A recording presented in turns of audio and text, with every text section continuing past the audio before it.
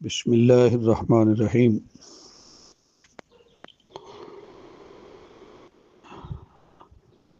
الباب الثانی من صحیح البخاری من کتاب الفتن۔ الحدیث الاول قال حدثنا زید بن وهب قال سمعت عبد الله قال قال لنا رسول الله صلی اللہ علیہ وسلم انکم سترون بعدی اثرة۔ تابعی کہتے ہیں ہم نے حضرت عبداللہ بن مسعود رضی اللہ تعالیٰ عنہ سے سنا، وہ فرماتے ہیں کہ رسول اللہ صلی اللہ علیہ وسلم نے فرمایا تم میرے بعد ترجیح دیکھو گے، آخر تک حدیث۔ یہ پہلی حدیث ہے کتاب الفتن کے دوسرے باب سے۔ کتاب الفتن کا دوسرا باب ہے باب قول نبی صلی اللہ علیہ وسلم سترون بعدی امورا تنکرونہا۔ نبی کریم صلی اللہ علیہ وسلم کا یہ فرمانا کہ میرے بعد تم ایسی چیزیں دیکھو گے جو تمہیں اچھی نہیں لگیں گی، جنہیں تم برا سمجھو گے۔ سترون سین کا حرف اس بات کا اشارہ بھی ہے کہ یہ معاملہ بہت جلد ہونے والا ہے۔ سترون عن قریب تم دیکھو گے۔ حضرت عبداللہ بن زید رضی اللہ عنہ کی ایک روایت بھی یہاں باب میں ہی آ گئی ہے۔ وقال عبداللہ بن زید قال النبی صلی اللہ علیہ وسلم اصبروا حتی تلقونی علی الحوض، فرمایا صبر کرو حتیٰ کہ تم مجھے حوض پر ملو گے۔ تو اس طرح کی روایت کو معلق روایت کہتے ہیں، جو بے سند امام بخاری رحمہ اللہ ذکر فرماتے ہیں، اور بخاری شریف میں بہت ہیں۔ اور اصول حدیث میں اکثر اہل علم نے اس بات کو قاعدے کے انداز میں ذکر کیا کہ بخاری کی معلقات جو ہیں ان کا حکم متصل والا ہے، اس لیے کہ وہ بخاری میں ہی کہیں نہ کہیں متصل ہوتی ہیں، اور اگر یہاں نہ ہوں تو اور کتب میں متصل ہیں، ان کی سندیں ہیں۔ علامہ ابن حجر نے تغلیق التعلیق میں تو ساری سندیں ذکر کر دی ہیں۔ تو یہاں جو روایت آئی ہے یہ کتاب المغازی کے غزوہ حنین کے ذکر میں متصل موجود ہے، یہ معلق جو ہے۔ تو اس باب میں اشارہ آیا ہے کہ تم میرے بعد ایسی چیزیں دیکھو گے جو تمہیں اچھی نہیں لگیں گی۔ تو ایسی چیزیں جب دیکھیں تو کیا کرنا ہے؟ صبر کرنا ہے۔ یہ ایک آزمائش ہے نا، فتنہ ہے کہ بندے کے سامنے ایسے معاملات آئیں کہ جن معاملات کو، جن چیزوں کو وہ اچھا نہیں سمجھتا، تو وہاں صبر کرنا چاہیے، اس لیے کہ وہ فتنہ ہے۔ پہلی حدیث پہ غور کرتے ہیں۔ زید بن وہب کہتے ہیں میں نے عبداللہ سے سنا قال قال لنا رسول اللہ صلی اللہ علیہ وسلم انکم سترون بعدی اثرة وامورا تنکرونہا، تم میرے بعد ترجیح بھی دیکھو گے اور ایسے معاملات جو تمہیں اچھے نہیں لگیں گے۔ تو لوگوں نے پوچھا یا رسول اللہ پھر آپ ہمیں کیا حکم دیتے ہیں؟ فرمایا تم انہیں ان کا حق ادا کرو اور اللہ سے تم اپنا حق مانگو۔ تو نبی کریم صلی اللہ علیہ وسلم کا یہ فرمانا کہ تم میرے بعد ان قریب ایسی چیزیں دیکھو گے، یہ بات علامات نبوت میں سے بھی ہے۔ تمہیں ایسی چیزیں نظر آئیں گی جو تمہیں بری لگیں گی، یعنی دین کے معاملات، دین کے لحاظ سے وہ تمہیں چیز اچھی نہیں لگے گی۔ اور ایک حدیثی میں ارشاد ہے کہ بنی اسرائیل کی سیاست ان کے انبیاء کرتے تھے، جب ایک نبی فوت ہوتا اس کی جگہ پہ اور آ جاتا۔ میرے بعد نبی نہیں آئے گا، خلفاء ہوں گے اور بہت ہوں گے، اور ان میں تم ایسی چیز دیکھو گے۔ صحابہ نے پوچھا یا رسول اللہ آپ ہمیں کیا حکم دیتے ہیں، یعنی جب ایسا ہو جائے تو ہم کیا کریں؟ فرمایا ادو الیہم، یعنی جو تمہارے امراء ہوں گے ان کا حق ادا کرو، جو حق تم پہ واجب ہے، جس کا تم سے مطالبہ کیا جا رہا ہے، لہذا تم ان کا حق ادا کرو۔ اس لیے ایک روایت میں تؤدون الحق الذی علیکم، جو تم پہ مال واجب ہے، زکوٰۃ وغیرہ یا نفس کے بارے میں جو واجب آتا ہے، جہاد وغیرہ کے لیے نکلنا جب متعین ہو جائے تو پھر نکلو۔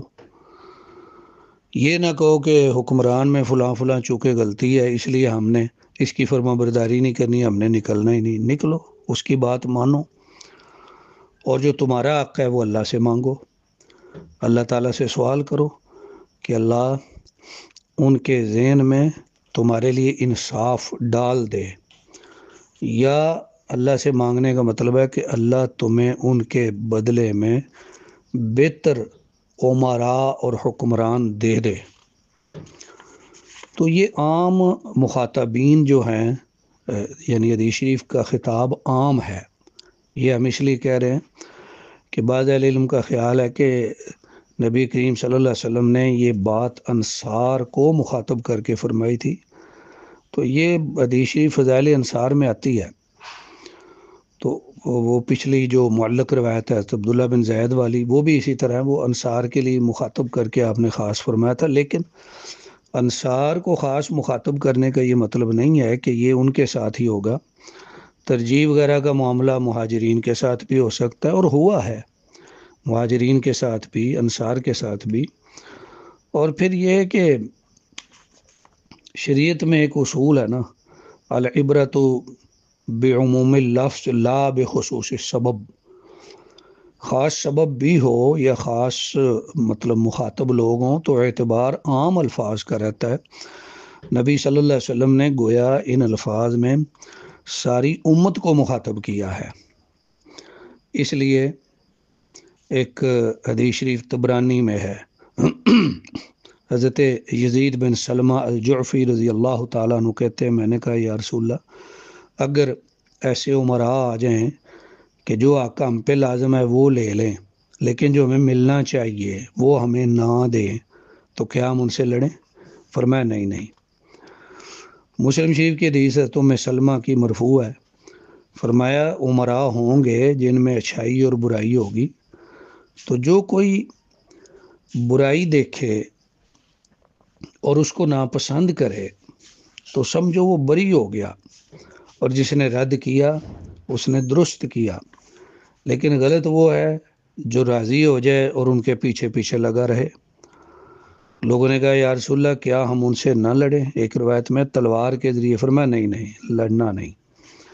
اور ایک روایت میں پوچھا جی کیا ہم ان کے عہد نہ چھوڑ دیں، ان کی پیروی نہ چھوڑ دیں؟ فرمایا نہیں، جب تک وہ نماز قائم کرے تو تم ان کی پیروی نہیں چھوڑ سکتے۔ ایک اور حدیث میں جب تم اپنے ولات میں ایسی چیز دیکھو جسے تم ناپسند کرتے ہو تو پھر بھی تم ان کی اطاعت جاری رکھو اور ان کی اطاعت سے اپنا ہاتھ نہ کھینچو۔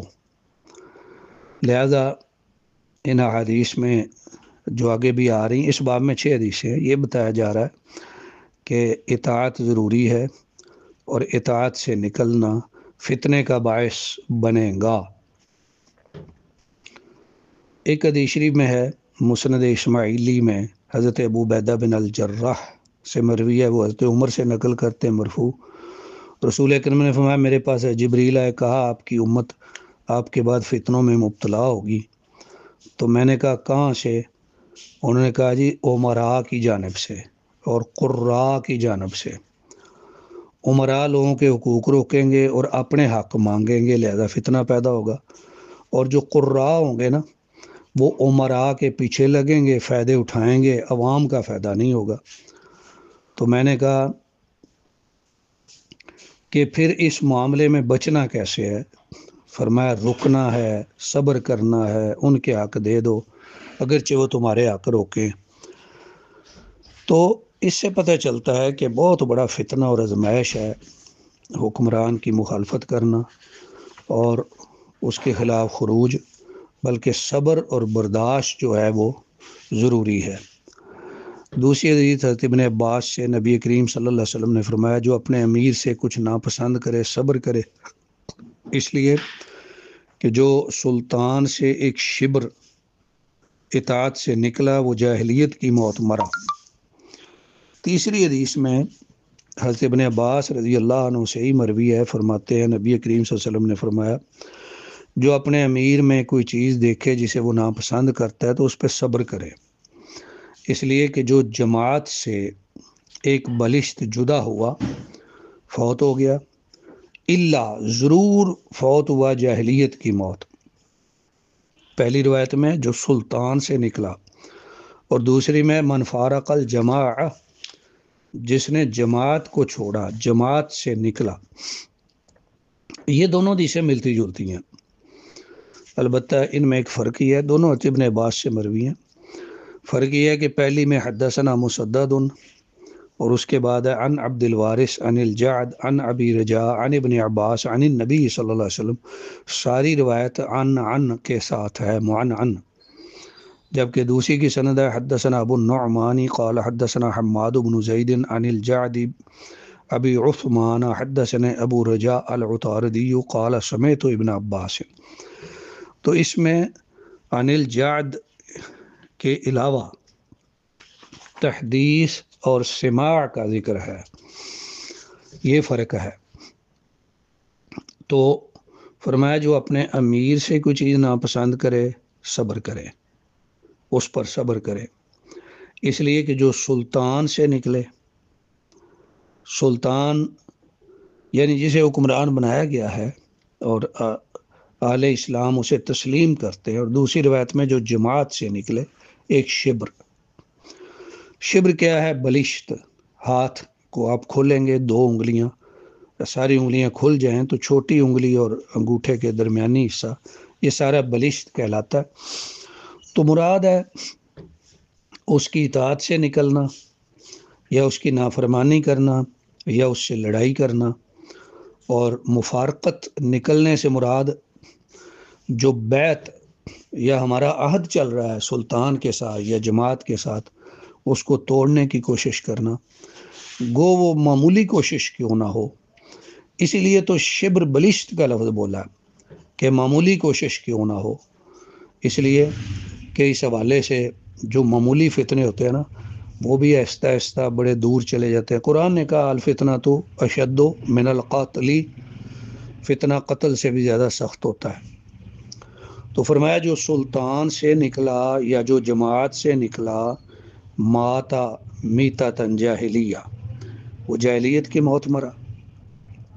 ایک حدیث میں ہے کہ جو اطاعت سے نکلا وہ اللہ سے اس حال میں ملے گا کہ اس کے پاس کوئی حجت نہیں ہوگی، اور ایک روایت میں جو اس حالت میں مرا کہ اس کی گردن میں بیعت نہ ہو، جاہلیت کی موت مرا۔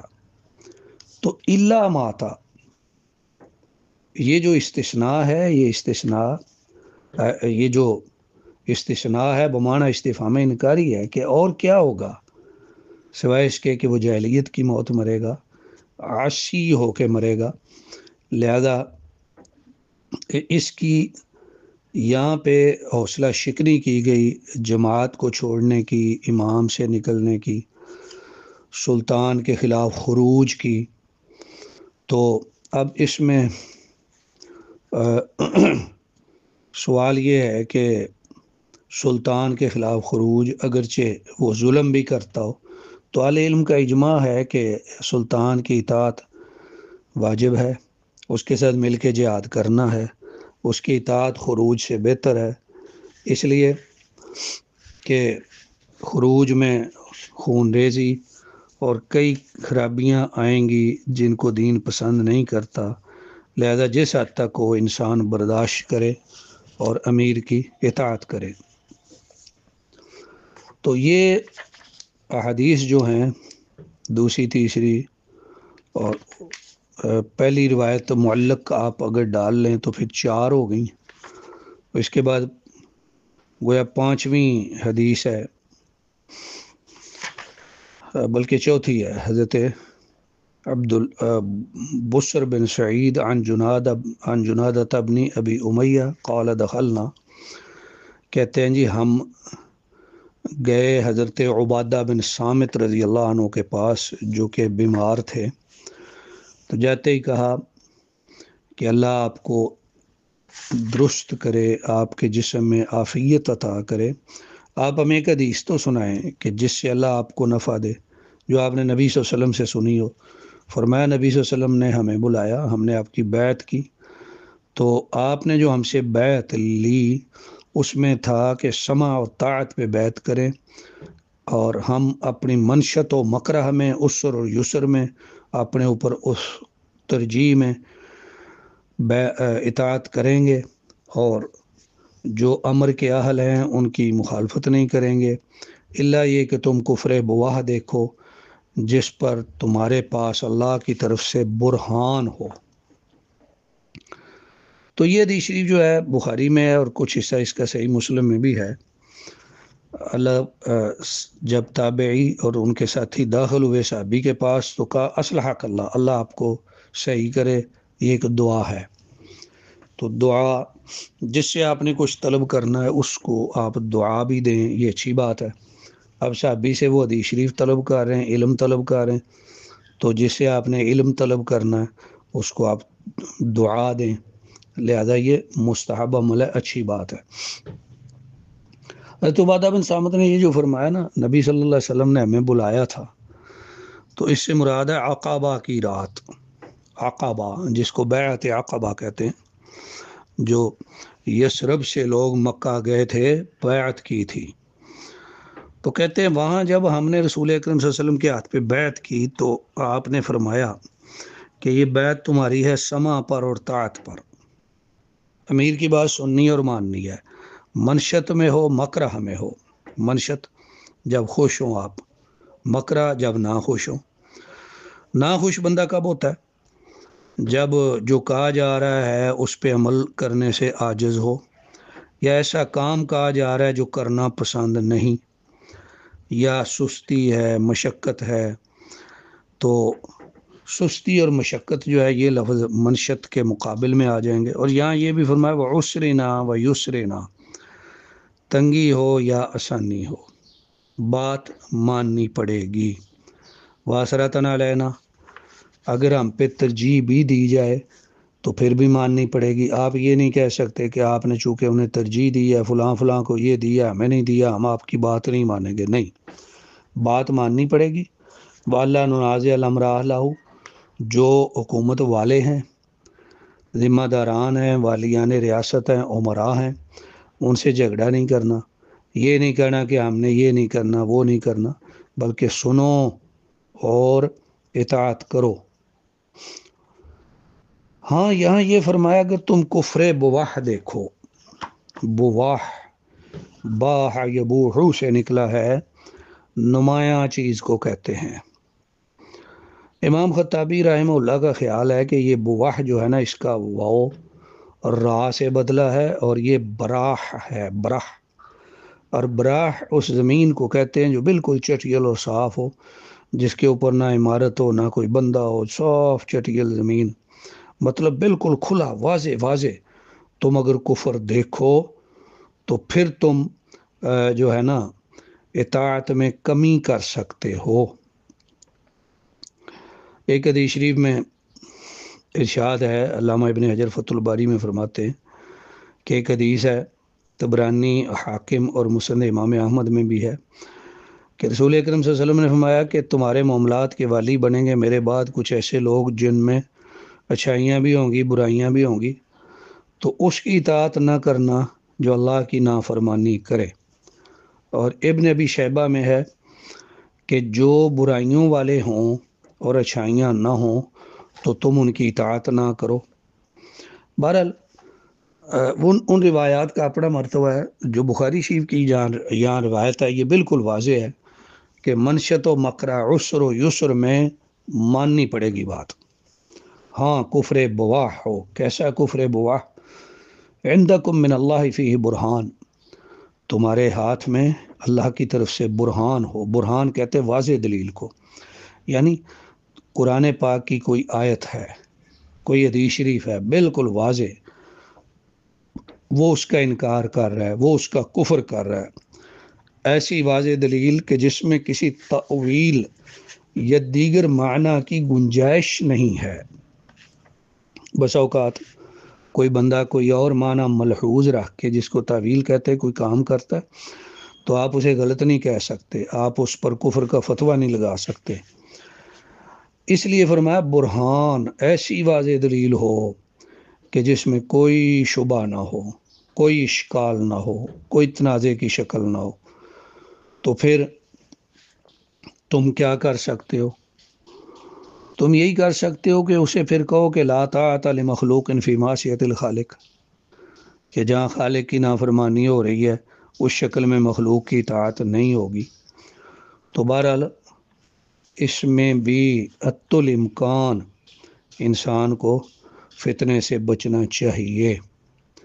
علامہ ابن حجر فرماتے ہیں کہ علامہ ابن التین نے امام داودی سے ذکر کیا ہے کہ علماء کا خیال ہے کہ جو عمراء ظلم والے ہیں، اگر بندہ اس کی اطاعت چھوڑ سکے بلا فتنہ اور بلا ظلم تو ٹھیک ہے، ورنہ صبر واجب ہے. اور بعض کا خیال ہے کہ بالکل کسی فاسق کی آپ ولایت کو شروع سے تسلیم ہی نہ کریں. ہاں اگر آپ نے پہلے تسلیم کیا، ظلم اس کا بعد میں نکلا، تو پھر اس کی اطاعت جاری رکھنی ہے کہ نہیں؟ تو اکثر کا خیال ہے جاری رکھیں. تو بہرحال اس میں اصل یہ ہے کہ انسان جو ہے جس قدر ہو سکے فتنے سے بچے. اس باب کی آخری اور چھٹی حدیث ہے، حضرت اسید بن حضیر رضی اللہ تعالیٰ عنہ سے مروی ہے. ایک شخص نبی کریم صلی اللہ علیہ وسلم کے پاس آیا، عرض کی یا رسول اللہ صلی اللہ علیہ وسلم، آپ نے فلاں کو عامل بنایا اور مجھے نہیں بنایا. فرمایا تم میرے بعد ترجیح دیکھو گے، صبر کرو حتیٰ کہ تم مجھے ملو. تو اس بندے کا جو واقعہ ہے اس میں ایک تو یہ ہے کہ اس نے خود کہا جی مجھے ذمہ داری دیں.